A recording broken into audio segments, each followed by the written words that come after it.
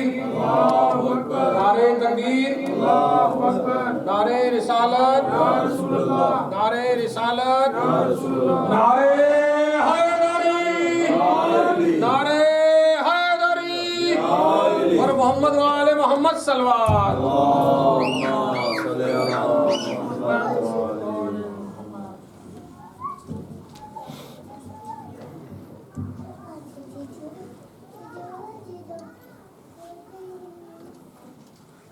رحم اللہ من قرأ الفاتحہ۔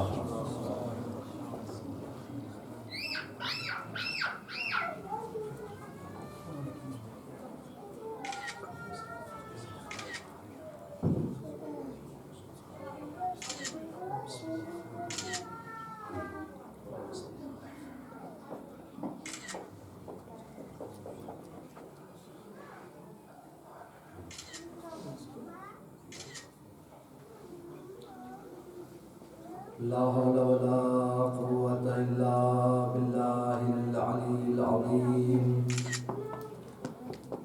أعوذ بالله من الشيطان الرجيم، بسم الله الرحمن الرحيم،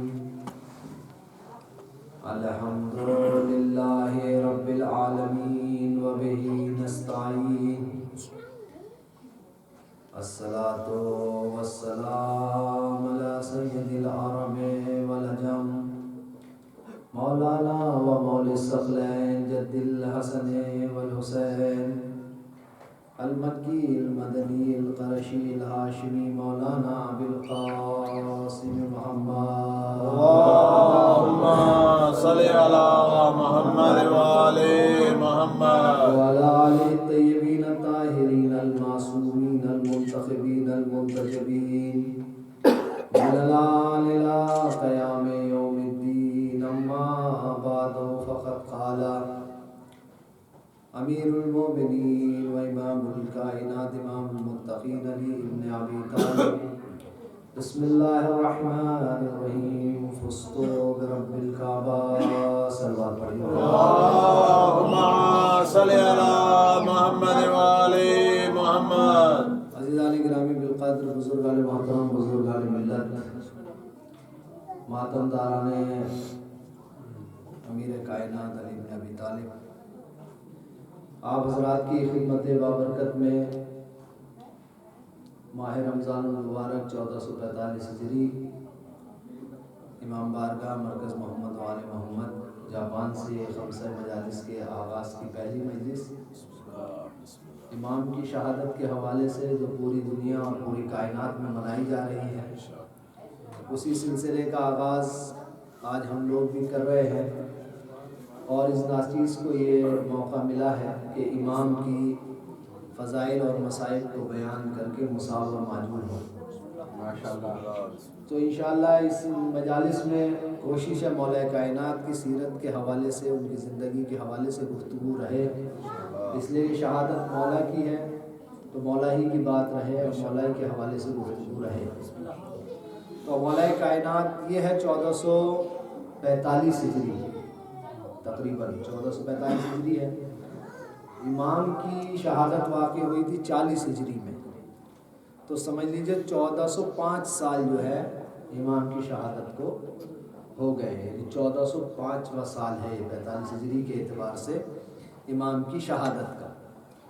امام نے جو یہ جملہ کہا ہے فزت برب الکعبہ، اس کو انشاءاللہ تھوڑی سی تشریح جو میں اس پر روشنی ڈالوں، انشاءاللہ کل ہو سکتا ہے کہ کل ہو یا پرسوں، لیکن تھوڑا تمہیداً طور پر اور اپنے جو چھوٹے بھائی ہیں ان کے لیے ایک مقدمہ اور تمہید بنانے کے لیے یہ جملے میں عرض کر رہا ہوں، اور بات یہاں سے شروع ہو رہی ہے کہ مولا کائنات کی ولادت جو ہوئی ہے وہ کہاں ہوئی، کون سے شہر میں ہوئی ہے؟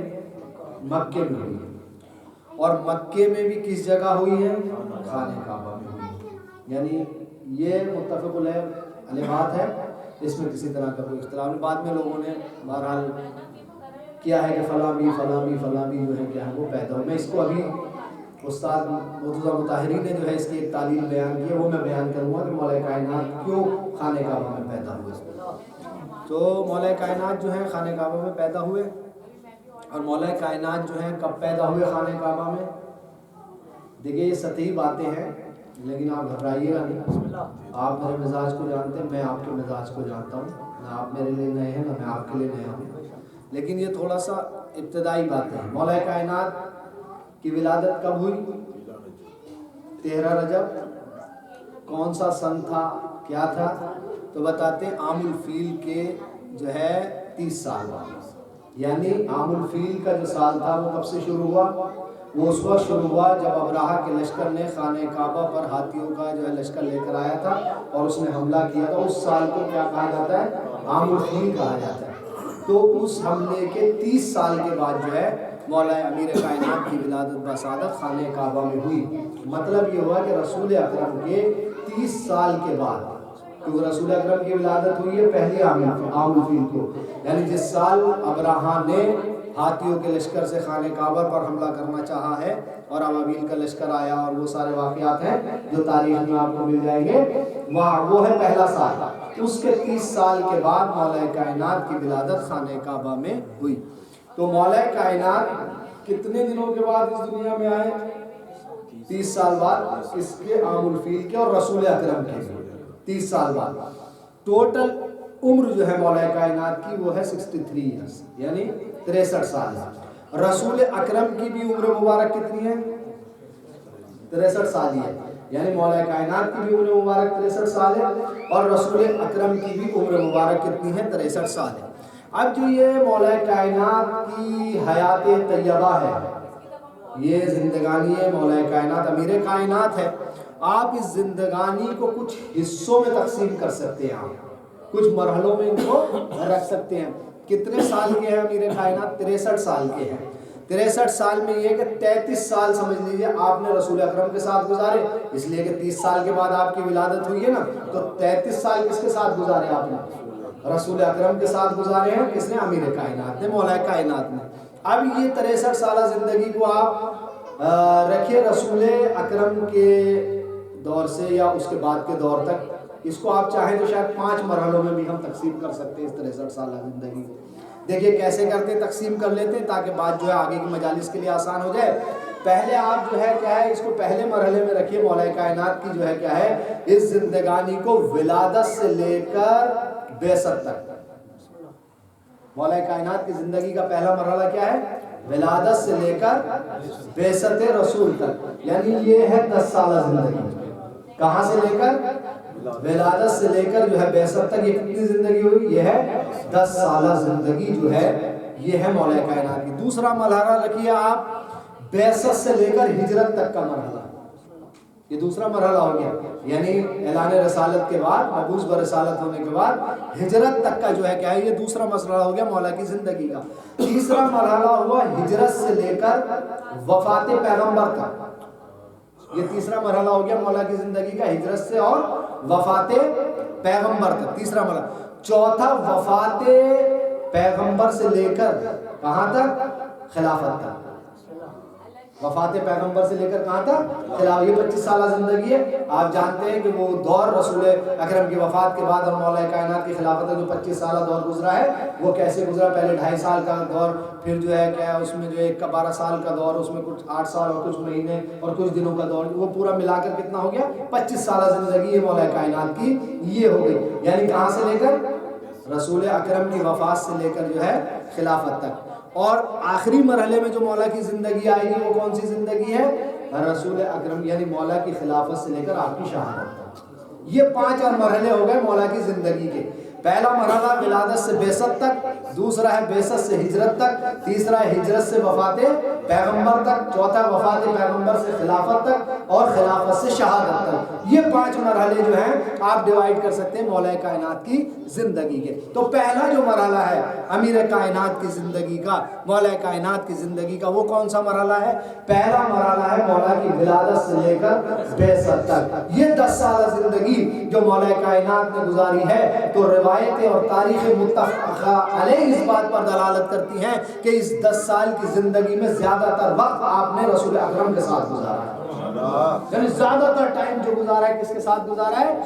رسول اکرم کے ساتھ گزارا ہے۔ اب اگر میں وہ روایت پڑھنے لگوں کہ مولا کائنات کی تربیت اور پرورش رسول اکرم نے کی ہے تو کم سے کم 40 منٹ سے لے کر 45 منٹ تک وہ روایت جا سکتی ہے کہ کس طرح رسول اکرم نے مولا کائنات کو پالا ہے، ان کی پرورش کی ہے اور ان کو جو ہے کیا ہے تیار کیا ہے۔ یہ پوری روایت بہار الانوار میں بھی ہے اور دوسری کتاب میں بھی جو ہے یہ روایت جو ہے مل جائے گی۔ 12 اس طرف جو ہے کیا وہ نہیں جانا۔ تو پہلا کیا ہوا مرحلہ؟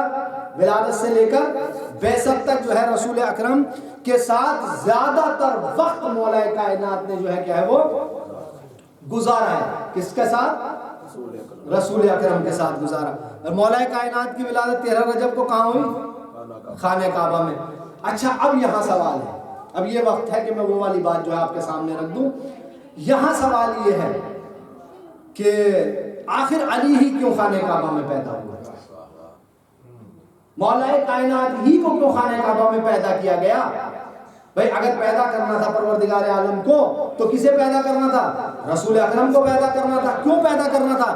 اس کی دلیل یہ ہے کہ خود مولا کائنات نے کہا انا عبد من عبید محمد، میں محمد کے غلاموں میں سے ایک غلام ہوں۔ تو پھر اللہ نے غلام کو پیدا کر دیا، سردار کو پیدا نہیں کیا۔ سوال تو یہ ہے نا کہ رسول اکرم پیدا ہونے چاہیے تھے، رسول اکرم کی جو ہے پیدائش ہو، رسول اکرم پہلے پیدا ہوئے، 30 سال پہلے پیدا ہوئے، تو اللہ نے امیر کائنات کو ہی خانہ کعبہ میں کیوں پیدا کیا ہے اور جو ہے رسول اکرم کو جو ہے خانہ کعبہ میں کیوں پیدا نہیں کیا؟ اس کی آخر وجہ کیا ہے؟ پیدا ہوا وہ سید الانبیاء ہے، کائنات کی سب سے اعلیٰ عرفہ بعظمت شخصیت کا نام جو ہے کیا ہے وہ رسول اکرم ہے۔ تو یہاں پر اس سوال کے اوپر آ کر استاد جو ہے شہید مرتضیٰ مطہری یہ جملے لکھتے ہیں۔ اب یہ جملے آپ اپنے ذہن میں محفوظ کر لیجئے گا، پھر میں بات کو آگے بڑھاتا ہوں۔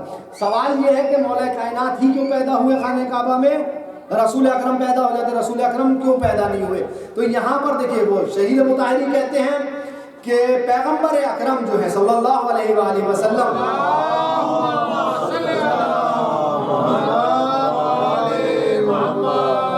پیغمبر اکرم جو ہیں، اب جملہ سنیے گا، اگر میری اتنی دیر کی تمہید آپ تک پہنچ گئی ہے تو شاید اسی جملے سے جو ہے بات پکڑ میں آ جائے گی۔ پیغمبر اکرم جو ہیں وہ جمال پروردگار کا مظہر ہے۔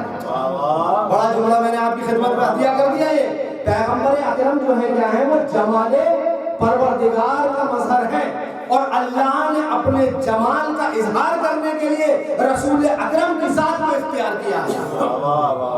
کیا ہے وہ جمال پیغمبر کا مظہر ہے؟ کون؟ رسول اکرم۔ اور اللہ نے اپنے جمال کا اظہار کرنے کے لیے کس ہستی کا انتخاب کیا ہے؟ رسول اکرم کا اظہار کیا ہے، انتخاب کیا۔ کیوں انتخاب کیا ذات رسول کا؟ اس لیے انتخاب کیا ہے کہ رسول اکرم جو ہے وہ رحمت ہی رحمت ہے۔ کیا ہے رسول اکرم؟ رحمت ہے، اور ایسے نہیں کہہ رہے ہم کہ وہ رحمت ہے، بلکہ قرآن کیا کہہ رہا ہے وَمَا أَرْسَلْنَاكَ إِلَّا رَحْمَةً لِلْعَالَمِينَ، اے میرے حبیب ہم نے آپ کو نہیں بھیجا مگر کیا بنا کر بھیجا؟ رحمت عالمین بنا کر بھیجا ہے۔ تو رسول کیا ہوئے؟ جمال پروردگار کا مظہر ہے رسول اکرم، انہیں رحمت للعالمین بنا کر بھیجا ہے، اور وہ ہستی ہے رسول اکرم جن میں جمال پروردگار جو ہے کیا ہے وہ ظاہر ہوتا ہے۔ رسول اکرم ایسی رحمت ہے کہ رسول اکرم نے متعدد جنگوں اور غزوات میں جو ہے شرکت کی ہے، لیکن کہیں رسول نے تلوار نہیں چلائی ہے۔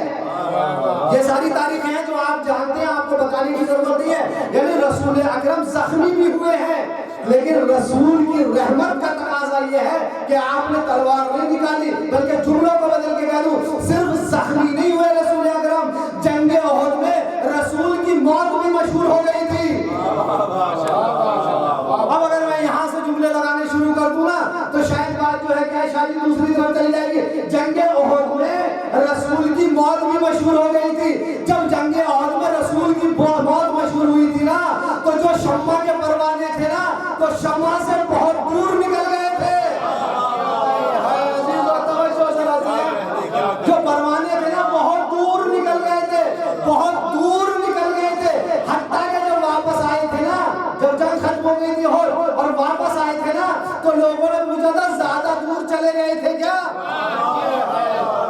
یہ ہے، یہ تاریخ پڑھ لوں میں، تو کہا کہ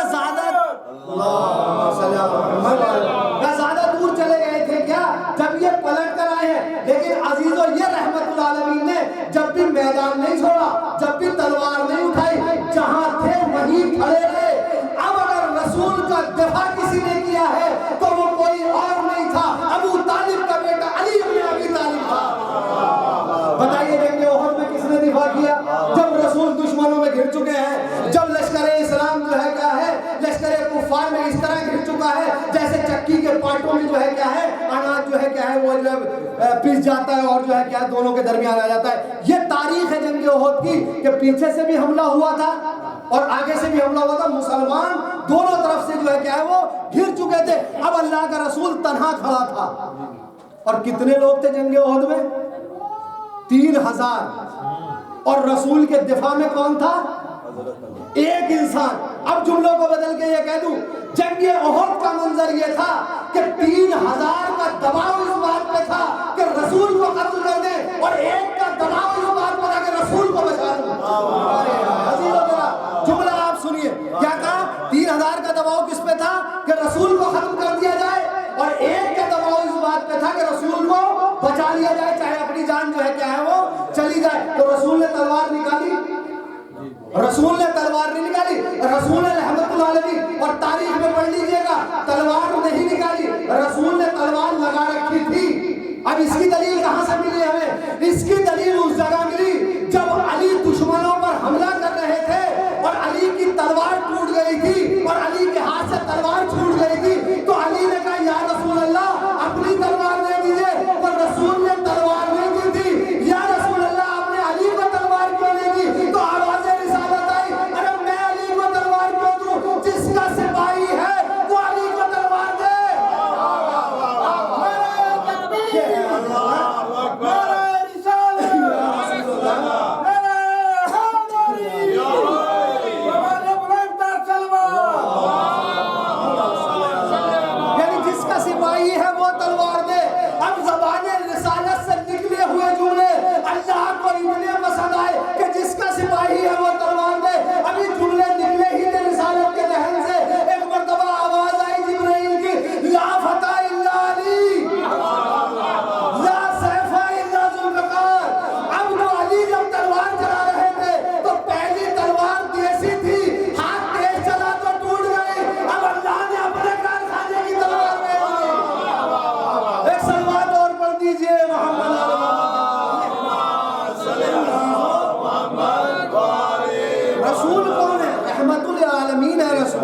रसूल जो है रहमतुल आलमीन, तलवार नहीं चलाई रसूल अकरम ने।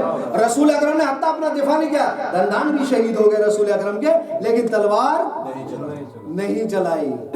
जब ये यहाँ तक आ गए तो एक जुमला और कह दूं और फिर मैं बात को मुकम्मल करूं।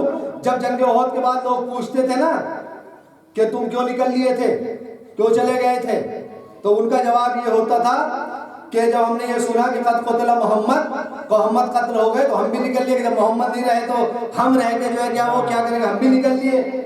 तो लोग जो है हर जमाने में जो है ना तफरीलबाज होते हैं, है ना। कुछ उनसे पूछते थे आगे, कुछ अली से पूछते थे। पहले उनसे पूछते थे आप क्यों निकल लिए, तो वो अपना जवाब देते थे। फिर अली के पास आते थे, आप क्यों नहीं गए? जुमला है अली की मार्फत का, यानी रसूल को जिसे कहा ना अना अब्दुल मिन अबीद मोहम्मद, मैं मोहम्मद के गुलामों में से जो है क्या है वो एक गुलाम हूं। तो क्या कहा? अब जैसे अली से पूछते थे कि आप जंग ओहद में क्यों नहीं गए, तो अली क्या जवाब देते थे कि जब मैंने ये सुना मोहम्मद ही नहीं गए तो मैंने कहा जी के फायदा क्या है, जब मोहम्मद ही नहीं गए तो जीने से क्या फायदा है। तो इस वजह से मैं मैदान छोड़कर नहीं भागा। तो रसूल खाने काबा में क्यों पैदा नहीं हुए? मुर्तज़ा मुताहरी लिखते हैं कि रसूल जो है वो जमाले खुदा का मज़हर है, वो है जमाले खुदा। तो वहाँ जो है रसूल रहमतुल आलमीन है, उन्होंने उनसे रहमत के अलावा कभी कोई जाहिर चीज़ नहीं हुई। अब अली क्यों पैदा हुए हैं? अब मुर्तज़ा मुताहरी लिखते हैं कि अली है जलाले परवरदिगार का मज़हर। शायद ये मेरा जुमला जो है आप तक पहुंच जाता। अली क्या है? जलाले परवरदिगार का मज़हर है। अब अगला जुमला सुनिएगा मुतवज्जो होकर। रसूल क्या है? जमाले परवरदिगार का मज़हर है। अली है जलाले परवरदिगार का मज़हर। अब मुर्तज़ा मुताहरी लिखते हैं कि दुनिया में कोई जगह ऐसी न थी, कोई मकाम ऐसा न था काबे के सिवा जो जलाले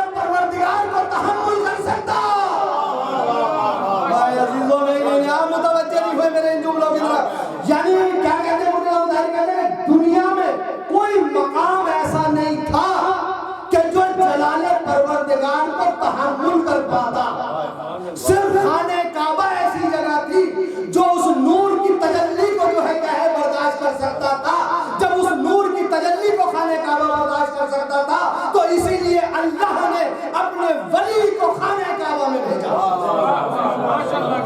یہ اگر آپ کے ذہنوں میں رہ جائے تو بات جو ہے کلیئر ہو جائے گی کہ علی کو پیدا ہوئے ہیں اور جو ہے کیا رسول پیدا کیے ہوئے. رسول ہے جمال خدا, علی ہے جلال خدا. اور نور کی تجلی اتنی تھی کہ کوئی مقام خانہ کعبہ کے علاوہ اسے برداشت نہیں کر سکتا تھا. بات ادھوری رہ جاتی اگر علی کی شہادت مسجد میں نہ ہوئی. آئے کہاں آئے؟ یعنی اس جلال کی جو اس نور کی اتنی تجلی تھی کہ جب آئے تو کہاں آئے؟ خانہ کعبہ میں آئے.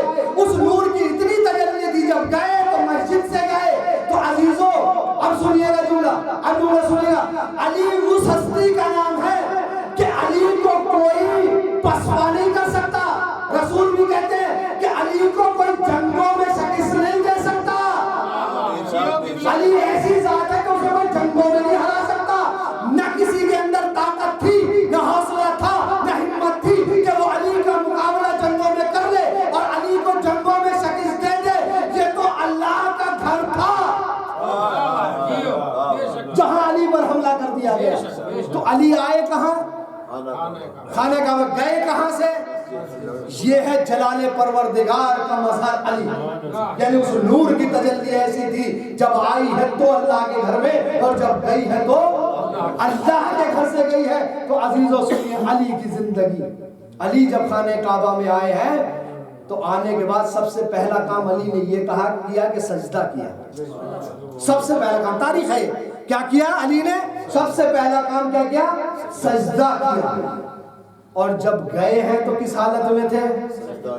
سجدے کی حالت میں تھے. تو اب جملہ بدل کے کہہ لیجئے کہ علی کی 63 سالہ زندگی 2 ہی سجدوں کے درمیان ہے. آئے تھے تو سجدہ تھا, گئے تھے تو سجدے میں گئے ہیں. ایک صلوات پڑھ دیجئے محمد علی محمد.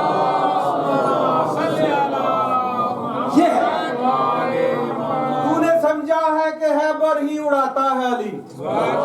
تو نے سمجھا ہے کہ حیبر ہی اڑاتا ہے علی, یا فقط پردہ معراج میں جاتا ہے علی, یا فقط پردہ معراج میں جاتا ہے علی. میرے کرار کی جرت کا یہ انداز بھی دیکھ, اپنے سوئے ہوئے قاتل کو جگاتا ہے. اور محمد وعلی محمد صلی اللہ مولا کائنات کہاں آئے؟ خانہ کعبہ میں آئے نا. خانہ کعبہ میں آئے تھے تو سجدہ کیا تھا, گئے تو سجدے کی حالت میں گئے. یعنی علی کی 63 سالہ زندگی ان دونوں سجدوں کے درمیان ہے. ایک شخص آیا مولا کائنات کی خدمت میں, مولا ایک سوال ہے میرا. مولا نے کہا سو بسم اللہ کیجئے. کیا سوال ہے؟ کہا کہ مولا یہ بتائیے کہ یہ جو ہم نماز پڑھتے ہیں, نماز میں رکوع ایک ہے, قیام ایک ہے, تکبیرۃ الاحرام ایک ہے, یہ سجدے 2 کیوں ہیں؟ کیا سوال ہے کہ سجدے جو ہے 2 کیوں ہیں؟ تو مولا نے کہا سنو, جب تم پہلا سجدہ کرتے ہو نا, جب بھی قرآن کی آیت تمہیں مخاطب کرتی ہے, اور جب دوسرا سجدہ کرتے ہو جب بھی قرآن کی آیت تمہیں جو ہے مخاطب کرتی ہے. اس نے کہا مولا تشریح چاہتا ہوں, بات سمجھ میں نہیں آئی. اب امیر کلام کا کلام تھا کیسے ایک آدمی کی سمجھ میں آ جاتا؟ مولا نے کہا دیکھ, جب تو سجدہ کرتا ہے, پہلا سجدہ کرتا ہے, تو قرآن کی آیت کیا کہتی ہے؟ وَفِيهَا خَلَقْنَاكُمْ. جب تو پہلے سجدے میں جاتا ہے تو اللہ آواز دیتا ہے کہ تجھے اسی مٹی سے خلق کیا ہے. کہا کہ جب تو سجدے سے سر اٹھا کر پھر دوبارہ سجدہ کرتا ہے تو پھر قرآن کی آیت کہتی ہے وَفِيهَا نُعِيدُكُمْ, اور تو اسی میں پلٹ کے آئے گا. اب سمجھ میں آیا تو سجدوں کا فلسفہ. پہلا سجدہ انسان کی حقیقت بتاتا ہے کہ تو اسی سے پیدا ہوا ہے. دوسرا سجدہ بھی حقیقت بتاتا ہے کہ تو اسی میں پلٹ کے جائے گا. ارے انسان, جب تیری زندگی ہی ان 2 سجدوں کے درمیان ہے تو تو زمین پر اکڑ کے کس لیے چلتا ہے؟ پھر یہ کندھوں کو اٹھانا کیسا ہے, پھر یہ گردن کو اٹھانا کیسا ہے, پھر یہ سینہ تان کے زمین کے جو ہے کہ سینے کو پھاڑنا کیسا ہے؟ ارے مولا کہہ رہے ہیں کہ پہلا سجدہ یہ بتاتا ہے کہ تو خلق اس سے ہوا ہے,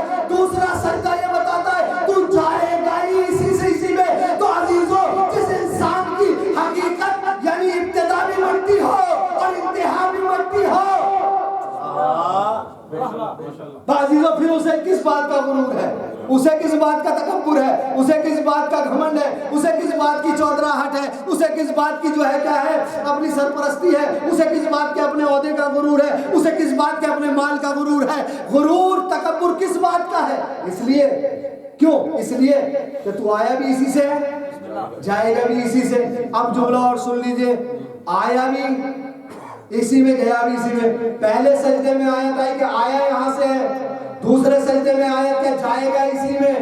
अब जो ये जिंदगी है, तवज्जो कीजिएगा, अब जो ये जिंदगी है ये वो जिंदगी है जितना कयाम जो है इन दोनों सजदों के दरमियान है, इतनी सी मुख्तसर जिंदगी है। एक सलवात और पढ़ दीजिए मोहम्मद आले मोहम्मद के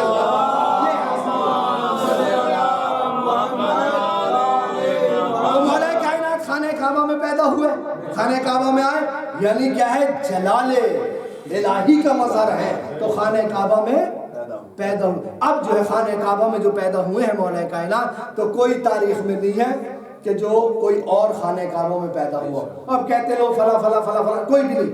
हम तो अब भी कह रहे हैं ना, अब तो खाने काबा तुम्हारे कब्जे में, अब जाके पैदा करा लो।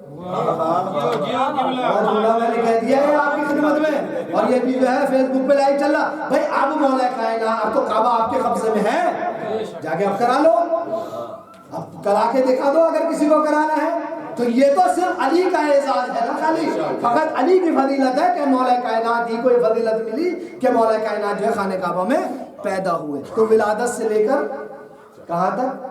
बैसत तक का एक मरहला है विलादत। और विलादत के भी अगर मराहिल को पढ़ लिया जाए और वो जो है उसे बयान कर लिया जाए जो तारीख के अंदर है, तो तारीख क्या है कि जनाब फातिमा बिनत असद जो है, जब विलादत की वाक़ई हुई है खाने काबा में, तो जनाब फातिमा बिनत असद के बारे में या तो आप वहाँ तवाफ़ कर रही थी खाने काबा के करीब, या आप घर में थी तो खाने काबा में आई थी। यहाँ मैं ये जुमले इसलिए अर्ज कर दूं ताकि जो है कुछ सवाल जो है यहीं पर दम तोड़ के रह जाए। जब जनाब फातिमा, दोनों रिवायतों में से कोई सी भी ले लीजिए कि आई थी या तवाफ कर रही थी, अगर तवाफ वाली लेंगे तो और मंजिल जरा ज्यादा आसान हो जाएगी अली के बाप के लिए। आहिस्ता जुमला का अली तो आहिस्ता थोड़ा सा पहले आहिस्ता जुमला का है। अगर तवाफ वाली रिवायत ले ले कि तवाफ कर रही थी तो अगले ईमानों के लिए भी आप मंजिल आसान हो जाएगी। अब और आसान कर देता हूँ, जनाब फातिमा बिनत असद खाने काबा के करीब थी, तवाफ कर रही थी, एक मरतबा दर्द को महसूस किया, खाने काबा के खिलाफ को पकड़ लिया और पकड़ने के बाद कहा, ऐ मेरे माबूद, मैं इब्राहिम की उम्मत पे हूँ, इब्राहिम की सुन्नत पे हूँ, मैं इस्माइल की सुन्नत पे हूँ, तेरे नबियों की सुन्नत पे हूँ। ये जुमले कोई मामूली जुमले नहीं है, किसके जुमले हैं? ये अली की माँ के जुमले हैं, जिसने खाने काबा के खिलाफ को पकड़ कर कहा, ऐ माबूद तेरी अज़मत का वास्ता कि मैं इब्राहिम की सुन्नत पर, इस्माइल की सुन्नत पर हूँ और तेरे नबियों की जो तूने पैगंबर भेजे उन सबकी सुन्नत पर हूँ। अब जुमले सुने जो रिवायत मुत्तफ़क़ अलैह तौर पर जो बयान करती है कि एक मरतबा दुआ करते करते जनाब फातिमा बिनत असद ने अपने बदन मुबारक को खाने काबा की दीवार से मस किया और मस करने के बाद ये दुआ की, ऐ परवरदिगार आलम, तुझे इस मौलूद की अज़मत का वास्ता मेरी मुश्किल को आसान कर दे। किसकी दुआ है ये? जनाब फातिमा बिनत असद की है। अपने बदन मुबारक को, शिकन मुबारक को खाने काबा की दीवार से मस किया और क्या कहा कि ऐ माबूद इस मौलूद का वास्ता कि मेरी मुश्किल को आसान कर दे। अरे मुश्किल कुशा का वास्ता दिया था, बाकी मुश्किल आसान हो गई।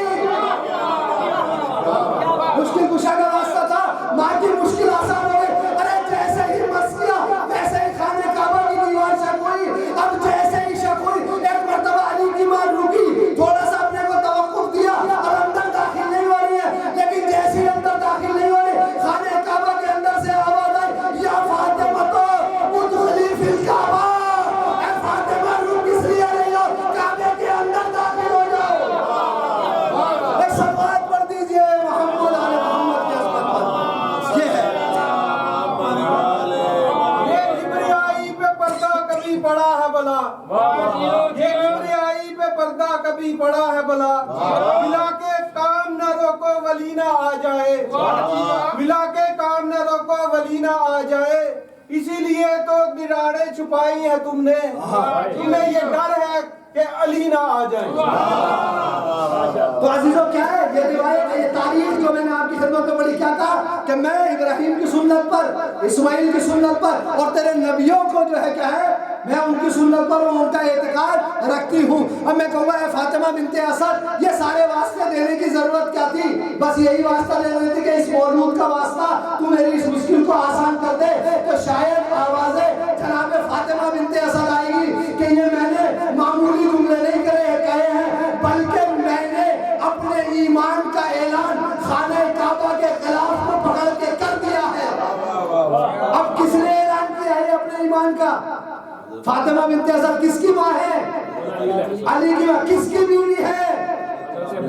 ابو طالب کی بیوی ہے نا. تو یہاں سے ایک جملہ کہہ کے اپنے موضوع کی طرف آ رہا ہوں. کس کی بیوی ہے فاطمہ بنت اسد؟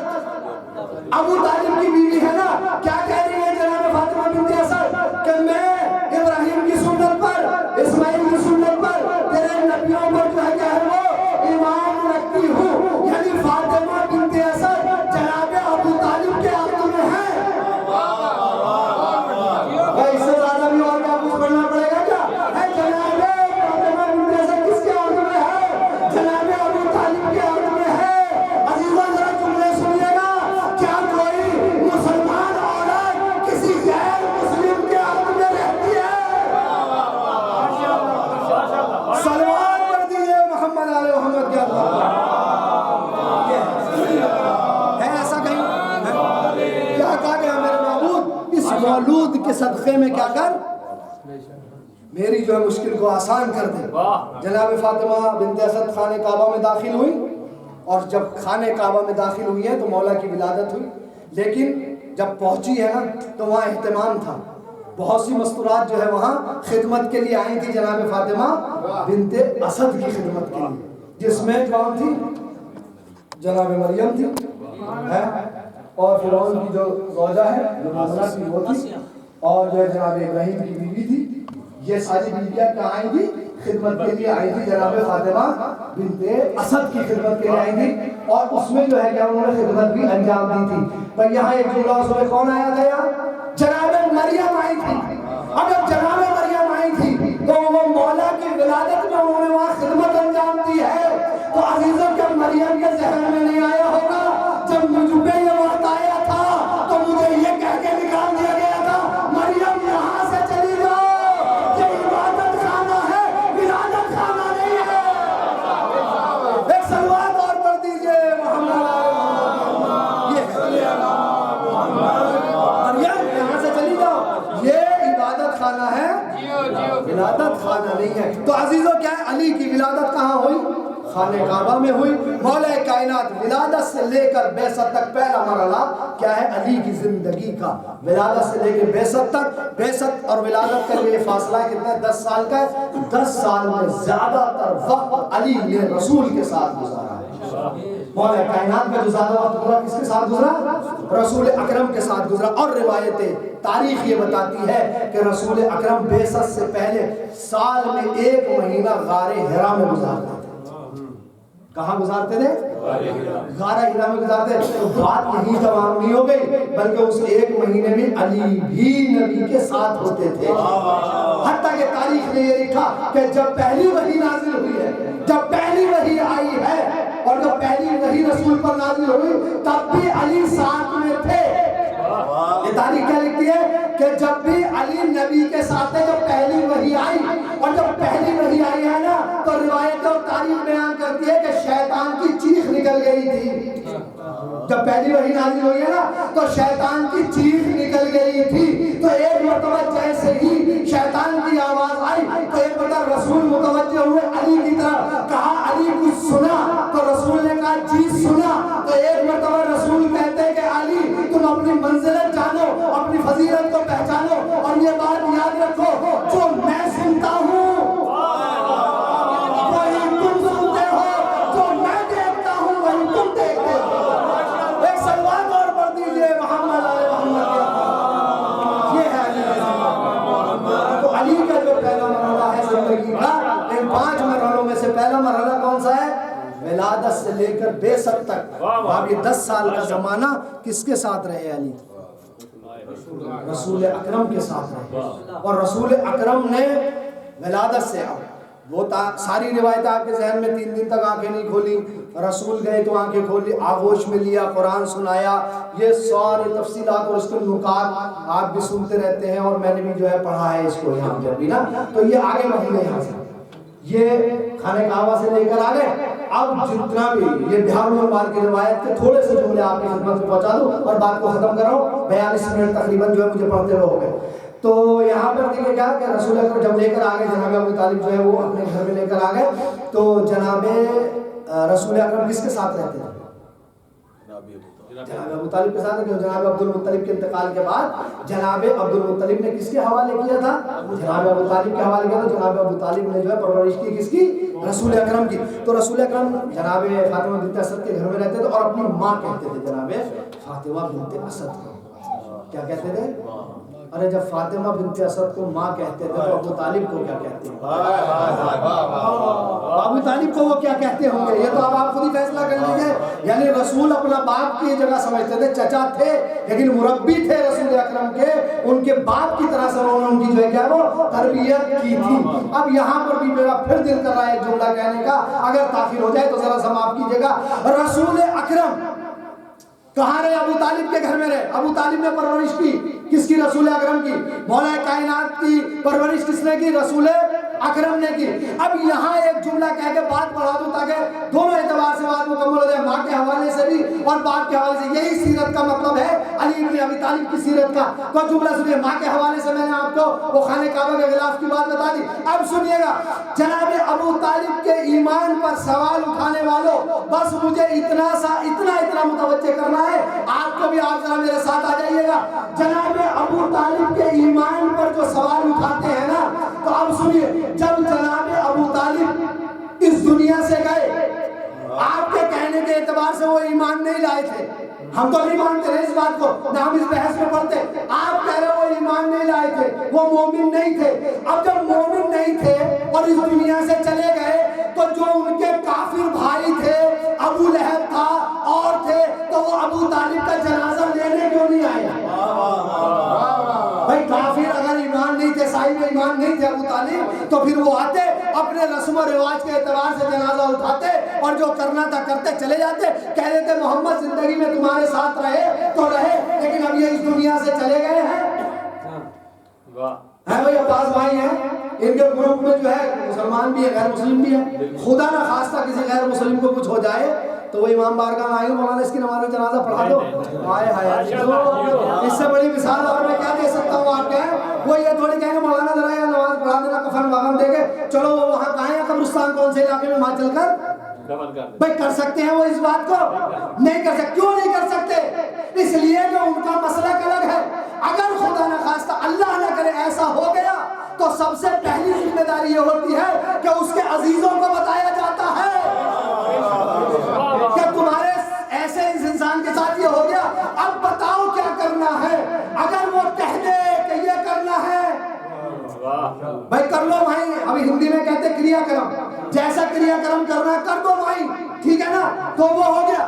لیکن جو ہے وہ دوسرے مسلک کا ہے, دوسرے مذہب کا ہے, تو اب ہمیں کچھ نہیں کرنا, ہمیں چھوڑ دینا ہے. سارے تعلقات ہمارے ختم ہو گئے. اب اس کے مسلک والے جانے کہ اس کے ساتھ کیا کیا جائے گا. اب جملہ یہیں سے سن لیجئے کہ اگر ابو طالب نعوذ باللہ ایمان نہیں لائے تھے, تو ابو لہب کہاں مر گیا تھا؟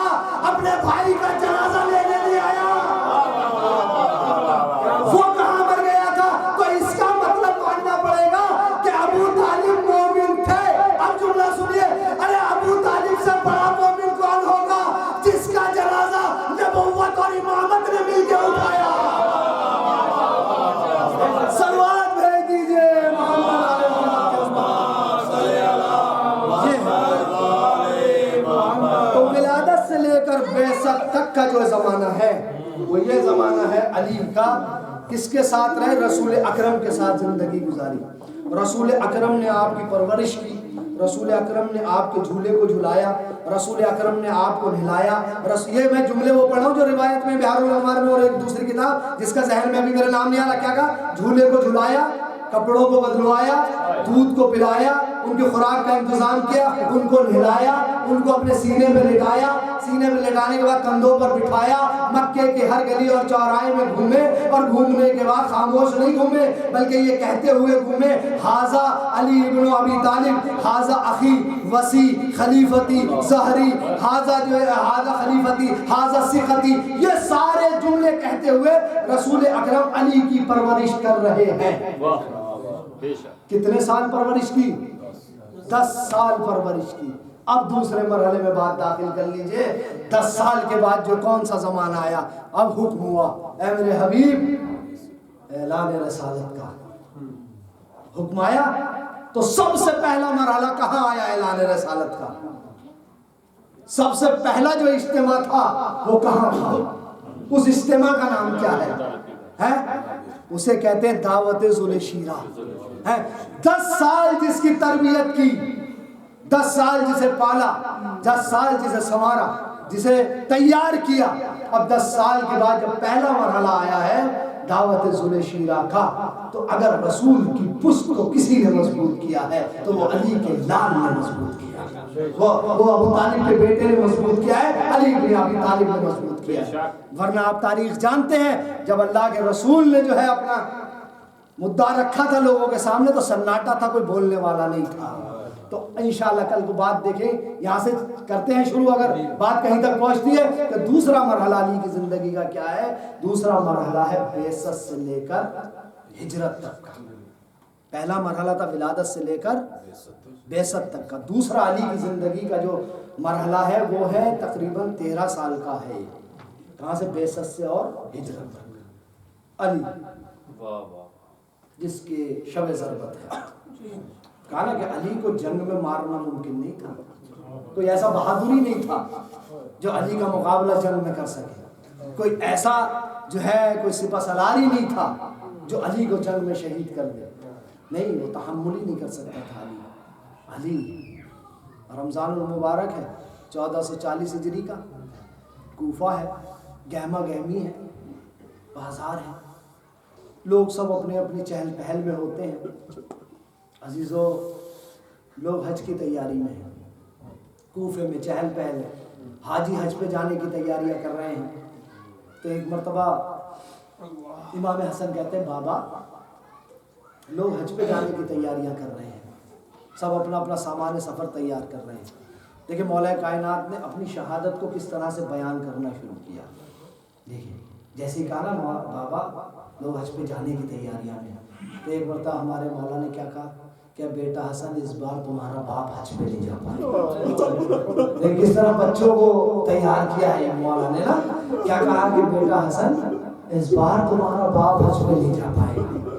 دن گزرتے ہیں، 10 آئی، 12 آئی، 15 آئی، 18 تاریخ آئی، مولا پوچھتے ہیں بیٹا حسن رمضان کے کتنے دن گزر گئے، کتنے دن عید کے باقی رہ گئے؟